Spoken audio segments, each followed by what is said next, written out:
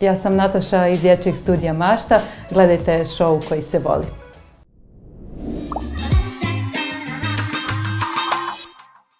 Evo, Nataša i ja smo se upoznali na jednoj prekrasnoj radionici za djecu. To je tad bilo nekad pred Novu godinu, ako se ne varam, je li tako, u roditeljskoj kući. Svi smo se lijepo družili, mnogo toga naučili i tad sam zapravo tebe upoznala i došla na ideju evo, da te ugostim u rubrici Rekreativci, da neke stvari od tebe i naučimo.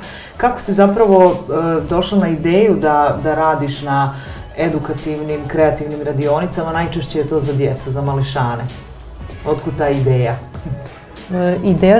Sama ideja o mom hobiju se razvila iz neke ljubavi i tog momenta prilike da naučim nešto od osoba koje su naravno znale mnogo više od mene.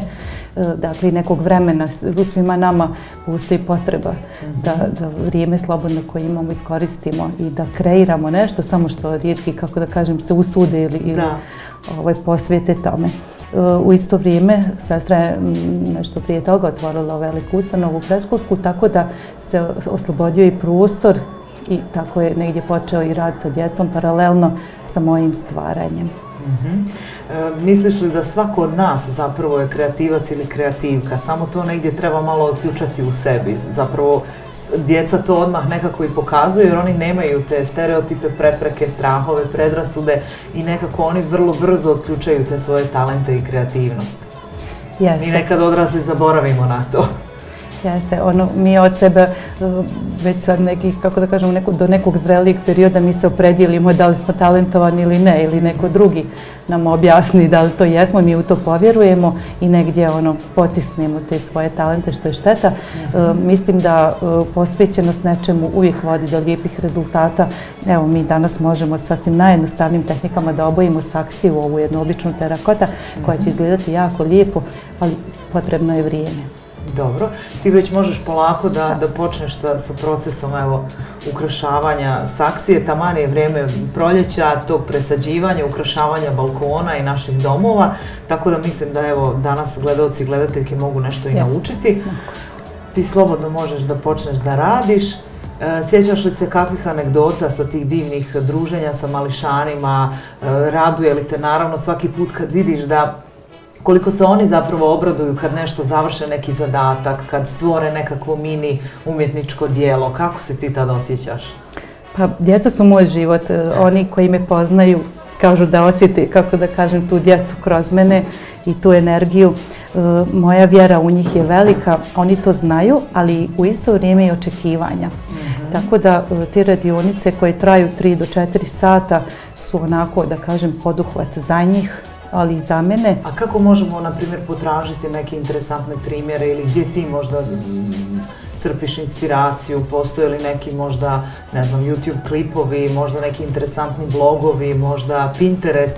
Gdje se još mogu naći možda nekakve ideje i trikovi koji nam mogu pomoći da li neke svoje postojeće predmete preuredimo ili da nekakve napravimo potpuno nove sitnice koje će nama značiti i gdje ćemo provesti lijepo vrijeme, korisno? Ja, što se tiče interneta, naravno da sam prisutna tu i na svim društvenim mrežama, ali ideje rijetko pronalazim jer neko vrijeme posvećujem više traženju novih proizvoda i kvalitetnih proizvoda. Često imamo neki komad plastike, drveta koje je lakirano, kako da to uradimo. Tako da su nam potrebni i postoje materijali, samo je bitno da ih poznajemo.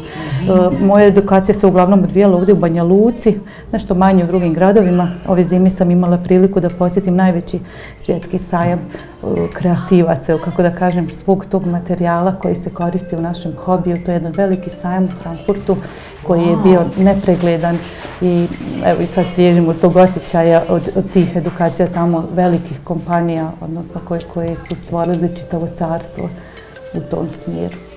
Da, jer kreativnost je nešto što je u nama i svuda oko nas, samo je treba prepoznati, ali naravno to se u svijetu svakako mnogo više cijeni i ljudi od toga ne samo naprave hobi, nego naravno možda i posao i biznis i u svašta nešto lijepo se to može razviti.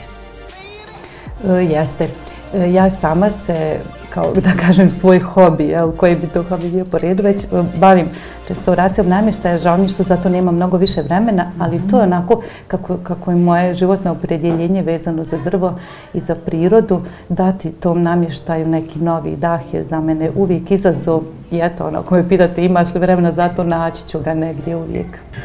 Da još možda spomenemo koliko zapravo nekad ljudi možda imaju otpor ka takvim radionicama u smislu da će se možda djeca previše uprljati, da ako roditelji kući možda rade sa djecom da će se stan previše uprljati ili da će to čisto biti onako messy što bi rekli, ali zapravo ti si tu da kažeš da djeci treba potpuno dati slobodu i da se sve može na kraju i očistiti, oprati, tako da nema straha, nema prepreka. Već duže vrijeme imamo jednu radionicu koja se zove Jedan roditelj, jedno dijete, gdje onda mama i dijete sudjeluju i radeći ovdje na licu mjesta jedan predmet. Djeca se raduju tome jako. Inače, onako sam i ja sama primijetila i oni znaju reći da kod kuće onoliko koliko bi radili ili koliko su negdje dobiju ideja, nemaju toliko ne fizičkog prostora, nego da kažem dozvole od roditelja, jer kako su roditelji mnogo zauzeti, a ovo je onako poprilično nezgodno za čišćenje, onda su tu onako malo uskraćeni i ono što ja savjetujem je roditeljima sam da to vrijeme svoje posvete tačno djetetu i da ne razmišljaju tog momenta šta će se desiti sekundu iza i da oni zaista u tome se raduju. Dakle, ti radionice sa majkama, odnosno nekad budu i očevi, naravno, su onako baš dirljive i za mene emotivne i oni poslije tog vremena baš mnogo poruka dobijem gdje su zadovoljni. Nataša, hvala najljepša. Nadam se da će mališani i dalje uživati u druženju s tobom, da će mnogo toga od tebe naučiti kao što smo mi naučili danas. Mi vas pozdravljamo do nekog novog druženja. Svakako, Nataša, mi ćemo se družiti. Možda i ja ponovo nešto naučim kao što sam tada naučila kuglice. Evo, radujem se ovoj saksiji. Ja vas zovem sljedeći put u goste ili na jedan izazov. Može. Da probamo, da vidimo kako će to izgledati. Može. Hvala vam, Dijana.